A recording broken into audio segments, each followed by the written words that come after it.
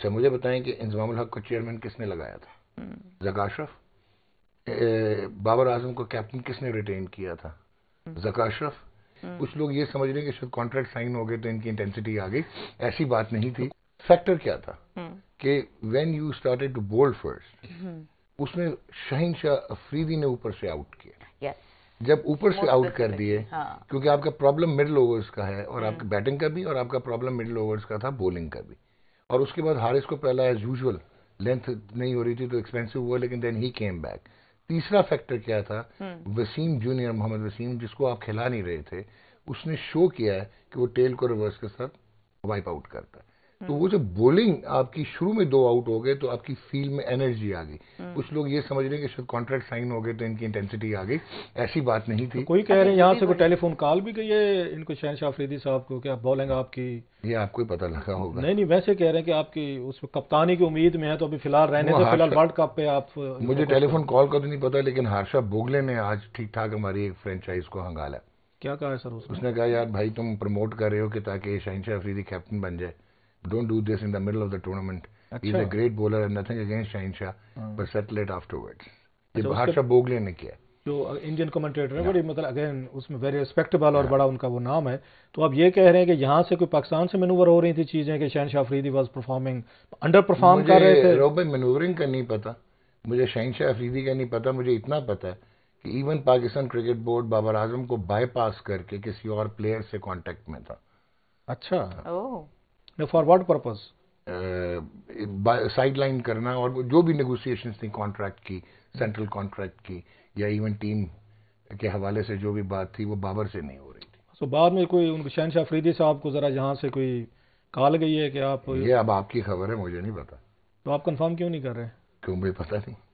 चलिए आप पूछें और इसके बाद आते हैं। डॉक्टर साहब को भी मैंने आपको क्या कहा? बड़ी सारी चीजें हैं। मैंने क्या कहा था? बाउंसर कर दिया। पुश करेंगे तो वो नहीं है, आप कोई नहीं।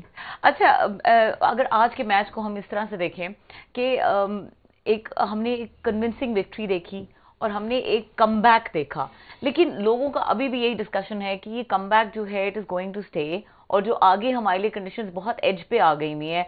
हमें जो ये थॉट्स आते हैं in the middle of big tournaments, इसमें प्रॉब्लम क्या है? मैं कुछ पास्ट रेफरेंस भी देना चाह रही हूँ, सवाल लंबा हो जाएगा। इसमें 2-3 चीजें हैं। नंबर 1, एक तो आपकी टीम सिलेक्शन ठीक नहीं थी। इवन आपके स्पिनर्स, आज भी आपने एक खिलाया, हालांकि कोलकाता में वो कह रहे थे कि ड्राई पिच है जहाँ पे स्पिनर्स, आपके तो खैर फास्ट बॉलर्स ही आउट कर गए।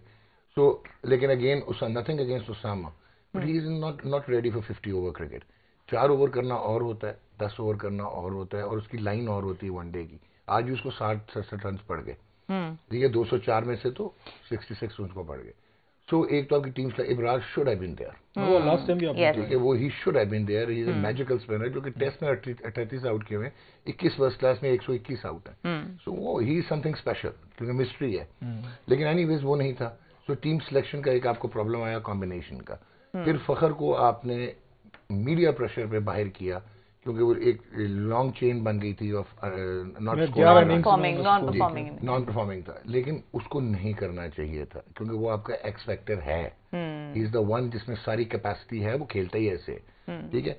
उसके बाद मैंने आपको बताया and he is very good against India and Australia, जो उनका एक पूरा है, और हमने उन्हीं दोनों मैचेस में उनको नहीं ट्राई किया।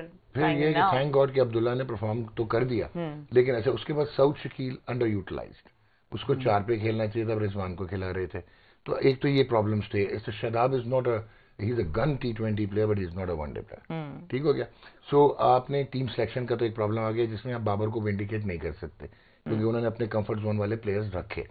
लेकिन दूसरा जो मुझे बताएं, दुनिया का कौन सी ऐसी पेरेंट बॉडी होती है कि आपने अपनी टीम भेजी हुई है, आपका डू और डाई मैच है अगले दिन, जिसपे आप सेमीफाइनल से भी बाहर नहीं हुए साउथ अफ्रीका के, आप एक प्रेस रिलीज निकालते हैं, और उस प्रेस रिलीज में आप रऊफ क्लासरो और डॉक्टर नुमान को कहते हैं कि इनको सपोर्ट करो।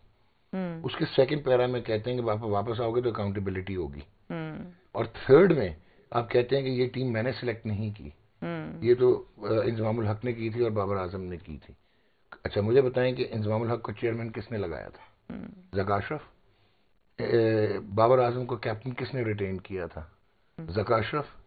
इवेंचुअल फाइनल टीम पे सिग्नेचर्स किसने किए थे? जका अशरफ। घर में जो मीटिंग हुई थी बाबर आजम जब गया था, जब सेंट्रल कॉन्ट्रैक्ट प्लेयर्स डिस्कस हुए थे, किसके घर में हुए थे? जका अशरफ।